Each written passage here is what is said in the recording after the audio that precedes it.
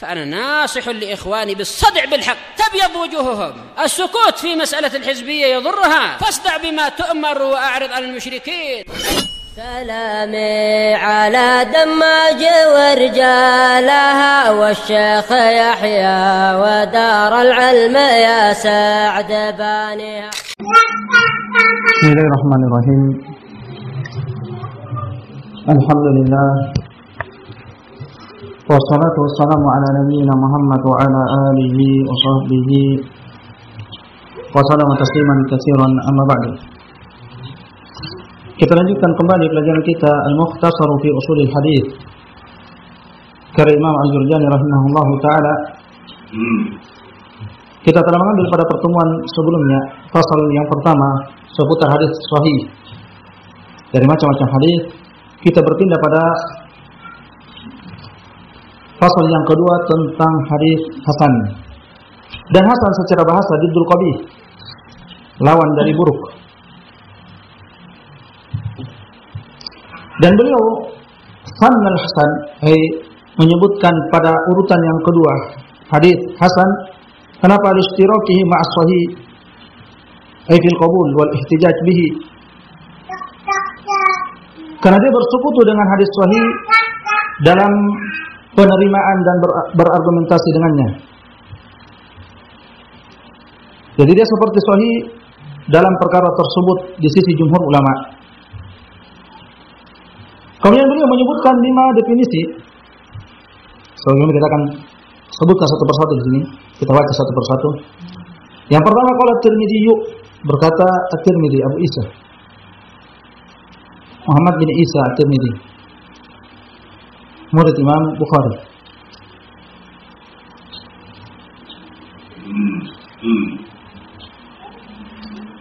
Wa huwa ma la yakunu fi isnadihi muttaham wa la yakunu syadzan wa yurwa min ghairi wajhin nahuhu fil makna. Dan dia adalah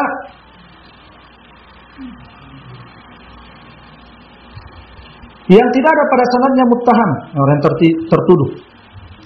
Tidak pula syadz, menyelisih yang lebih kuat darinya, baik itu secara sifat ataukah secara jumlah. Dan diriwayatkan dari selain satu jalur, semisal dia secara makna. Adapun fil makna ini tambahan dari penulis, tambah dari Al-Jurjani. Adapun nas dari definisi yang disebutkan oleh Imam Tirmidzi rahimahullah sebagai dalam ilalnya pada akhir sunan beliau. Beliau mengatakan kullu haditsin yurwa la yakunu fi isnadihi man yuttahamu bil kadhib wa la yakunu al haditsu syadzan wa yurwa min ghairi wajhin nahu dzalika. Nah, beliau mengatakan, Imam Tirmidzi, dia adalah semua hadis yang diriwayatkan yang tidak ada pada sanadnya siapa yang dituduh dengan kedustaan, dan tidak ada pada hadis tersebut syadz, dan juga diriwayatkan dari lebih dari satu jalur. Semisal dia, ini ta'rif definisi atau ta'rif At-Tirmidzi. Ucapan beliau muttaham bil kadzib, yang tertuduh dengan kadzib. Maka ini muntaqad, dikritik. Kenapa? Karena matruk duna muttaham bil kadzib. Matruk dibawa dari muttaham yang tertuduh dengan kedustaan. Sehingga bisa masuk dalam definisi Imam Tirmidzi ini. Jadi ungkapan ini terlalu masih luas. Akan masuk padanya seluruh orang-orang matruk kecuali wadda'in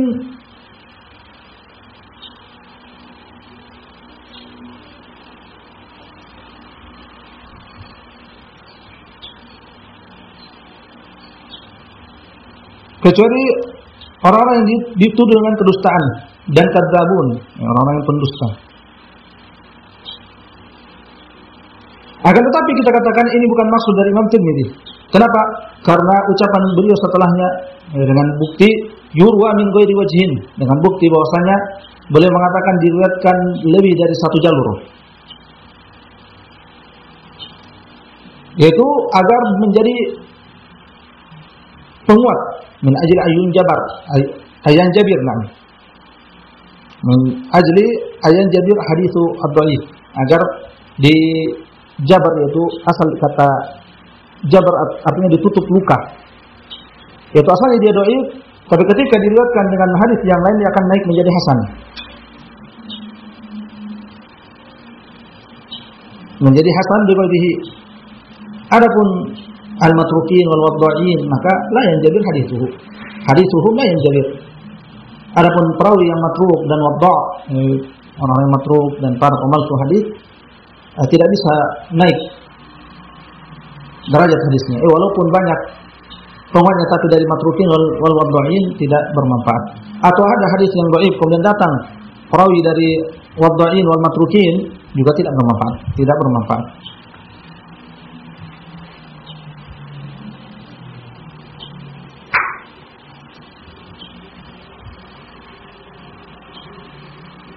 Jadi isyarat dari Imam Tirmidzi kepada hadis yang yustashhad bisa dijadikan penguat dan mutaba yang diikuti. Jadi larinya definisi Imam Tirmidzi ini lari kepada hadis hasan li ghairihi.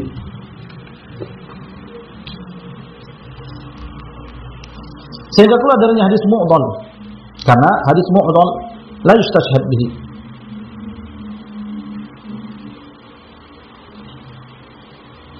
Dan ucapan Imam Tirmidzi tersebut menunjukkan bahwasanya beliau menginginkan memasukkan yang layak untuk menjadi syawahid wal mutaba'at. Sehingga menolakkan hadis-hadis yang tidak layak menjadi syawahid dan mutaba'at.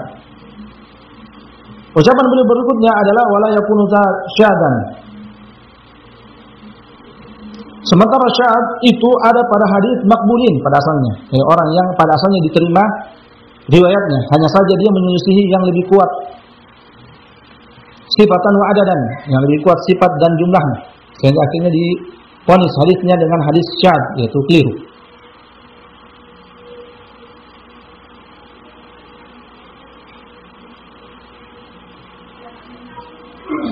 Ini juga menunjukkan bahwasanya Imam Tirmidzi rahimahullahu taala menginginkan dari definisi dia ini adalah riwayat yang layak untuk menjadi syawahid dan mutaba'at,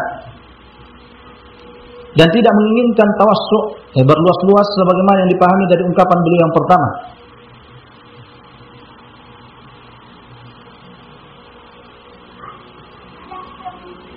Sehingga ini mengeluarkan, yaitu ungkapan Imam Tirmidzi rahimahullah taala ini mengeluarkan apa-apa yang tidak layak untuk menjadi syawahid dan mutaba'at. Mungkin ada yang bertanya, kenapa hadis syad tidak layak untuk menjadi syawahid dan mutaba'at sementara dia adalah riwayat dari perawi yang thiqah atau hasan? Jawabannya karena kita telah menghukumi riwayat dia dengan kesalahan.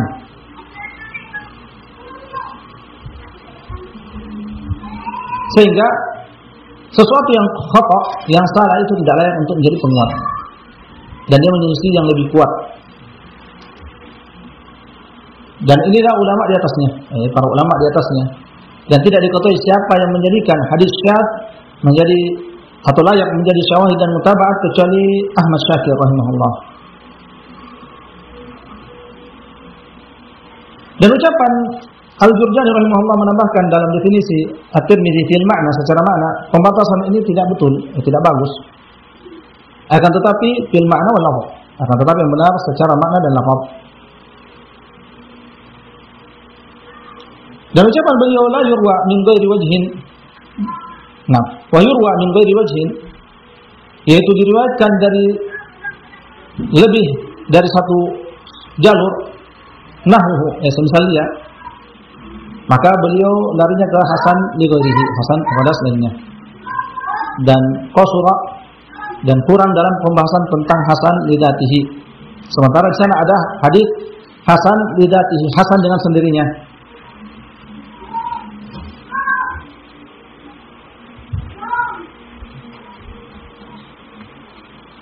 Dan hasan dengan sendirinya itu yang diriwayatkan oleh perawi yang qalla dhabtuhu, yang kurang dalam sisi hafalannya, yang tidak sampai ke tingkat sahih.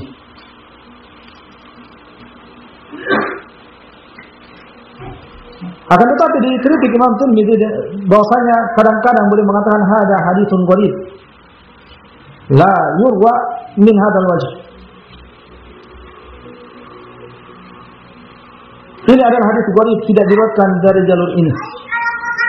Akan tetapi kita katakan Imam Tirmidzi punya istilah sendiri dalam kitabnya yang beliau khususkan dengannya kitabnya. Jadi definisi ini adalah definisi khusus Imam Tirmidzi pada kitabnya, pada kitab beliau, pada sunan beliau. Definisi yang kedua, qala wal Khattabi. Definisi yang disebutkan oleh Al-Khattabi, dan dia adalah Abu Sulaiman Ahmad bin Muhammad bin Ibrahim bin Khattab Al-Busti Al-Khattabi. Dan ucapan beliau di sini disebutkan dalam Ma'alimus Sunan. Qala huwa ma urifa makhrajuhu washtahara rijaluhu. Berkata Al-Khattabi, dia adalah yang diketahui jalan keluarnya, makhrajnya, dan masyhur perawi-perawinya. Dan ini ungkapan yang tidak munqabithah, yang tidak jelas, di mana beliau tidak menjelaskan apa makhraj yang beliau inginkan, apa tempat keluar yang beliau inginkan.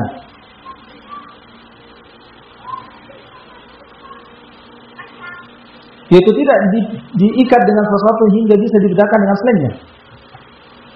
Washtahara rijaluhu, demikian ucapan beliau, masyhur perawinya. Kenapa masyhur dan dengan apa dia masyhur? Dengan apa dan kenapa? Ini juga baru membabitah, tidak jelas. Beliau tidak menyebutkan kadar syuhrah, kadar ketenaran atau kemasyhuran dia yang beliau inginkan. Sebab hadis sahih juga masyhur juga perawinya. Sementara dari keharusan definisi adalah ayakuna jami'an mani'an, mesti mengumpulkan yang ingin didefinisikan dan menghalangi selainnya dari definisi tersebut, mengeluarkan yang lain. Jami' mani'.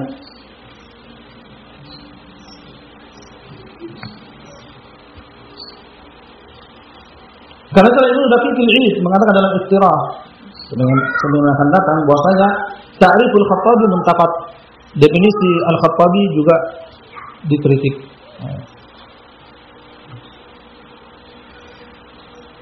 Wa alaihi madaru aktsaril hadis, belum melanjutkan, dan di atasnya lah berpusar mayoritas hadis.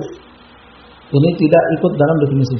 Definisi dari Khattabi cuma sampai washtahara rijaluhu.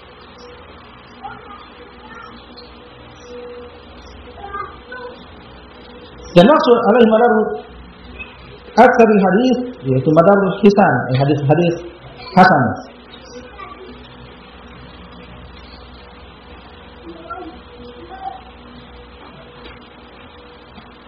Dan bukan hadis-hadis sahih.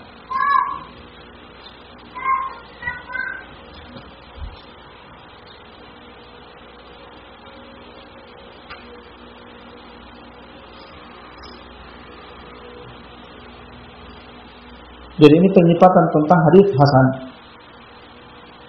Kemudian beliau mendatangkan ihtiraz, pembatasan. Kal munqati wa nahwu mimma la yu'raf makhrajuhu.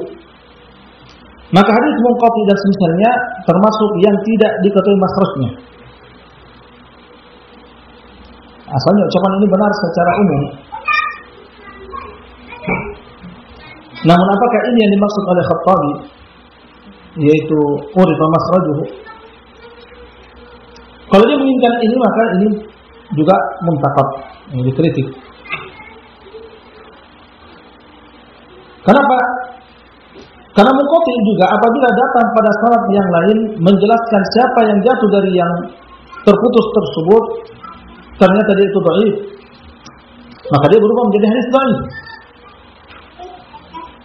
Dan apabila datang tasrih penyebutan siapa yang dijatuhkan, yang terputus dari sanad tersebut, maka ketika itu urifa makhrajuhu, diketahui jalurnya, diketahui dari mana jalurnya, tidak majhul, tidak majhul makhraj, tidak diketahui makhrajnya, bahkan diketahui. Nah, sehingga masih terkritik. Wa qadal mudallas idza lam yubajjah. Beliau melanjutkan, dan demikian hadis mudallas atau mudallis idza lam yubayyan, apabila tidak dijelaskan siapa yang dia jatuhkan. Dan beliau mengakhirkan dari munqati, sebab mudallas, hadis mudallas itu yang jatuh itu dhanni, bisa jadi. Kenapa? Karena mudallis itu meriwayatkan dari gurunya pada asalnya. Hanya saja dia mendatangkan sigha'an dari, bukan tasrih, mengatakan haddatsana fulan atau akhbarana, bukan dengan sighatu at-tasrih jelas-jelas, tapi sighah muhtamal. Bisa jadi memang dia dengar dan bisa jadi tidak. Sementara kita katakan orang ini suka melakukan tadlis, yaitu ada antara dia dengan gurunya perantara. Maka ketika itu butuh dipastikan, terutama tingkatan-tingkatan mudallis yang meriwayatkan atau melakukan tadlis dari du'afa.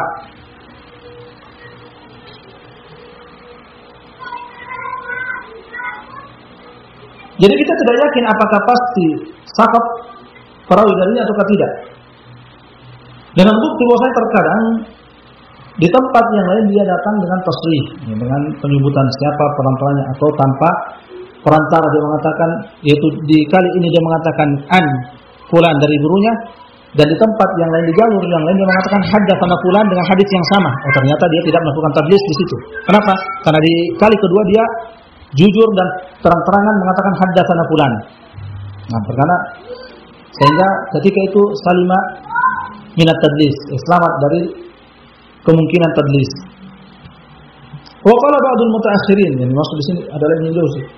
Dan berkata sebagian dari al-mutaakhirin, yaitu Ibnu Jauzi, dalam kitab beliau Al-Mawdu'at, huwa alladhi, jadi ini yang ketiga. Yang pertama Tirmidzi, kemudian Khattabi, kemudian ba'dul mutaakhirin, yaitu Ibnu Jauzi.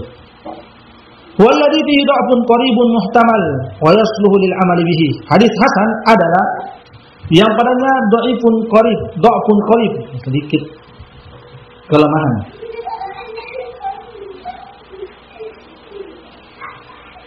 Yaitu perawinya.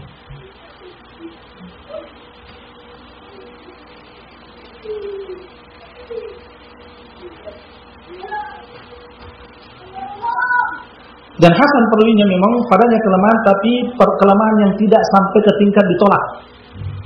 Kelemahan yang tidak sampai ke tingkat ditolak riwayatnya. Seandainya tidak ada kelemahan padanya, mesti kita akan hukumi hadisnya dengan hadis sahih. Tapi karena kelemahannya dhaf, yaitu qallad dhaf atau khafifud dhaf, ringan dhafnya, sehingga turun dari rutbatus sahih, turun dari tingkatan dan derajat sahih menjadi hasan. Tapi tidak juga sampai tertolak.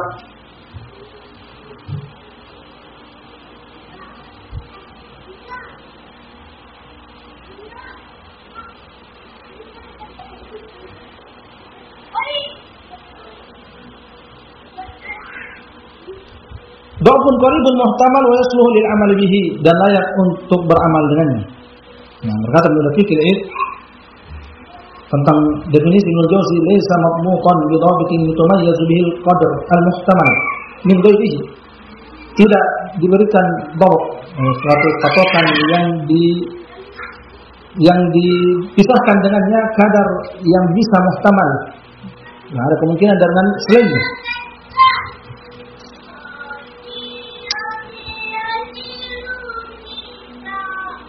Idan ittaraba hadzal wasf lam yahsul ta'rif al-mumayyiz lil haqiqah. Jadi goncang pelipatan ini sehingga tidak terwujud definisi yang memisahkan, memilah dengan hakikat hadis hasan. Nah, Kemudian mendatangkan ucapan Ibnu Salah. Definisi yang keempat kalau salah. Nah. Definisi Tirmidzi, kemudian Khattabi, kemudian Ibnu Jauzi, kemudian definisi Ibnu Salah insyaallah kita ambil pada kesempatan berikutnya. Barakallahu fikum. Kita cukupkan sampai sini. Subhanakallahumma wa bihamdik, asyhadu an la ilaha illa anta, astaghfiruka wa atubu ilaik.